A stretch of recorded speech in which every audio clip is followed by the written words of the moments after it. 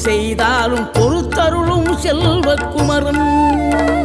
பொய்யான மயிலேறவும் காட்சி எழியாவும் ஒளி வீசும் தெய்வாம்சமே பொய்யான என் வாழ்க்கை புவி மீது நிலையாக அருள் செய்ய வர வேணுமே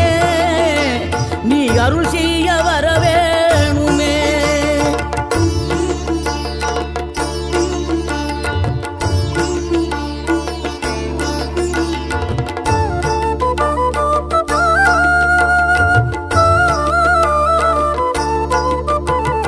இகழ்தலையும் புகழ்தலையும் ஒரு முகமாய் கருதும்படி செவி உரைத்த முத்து குமரன்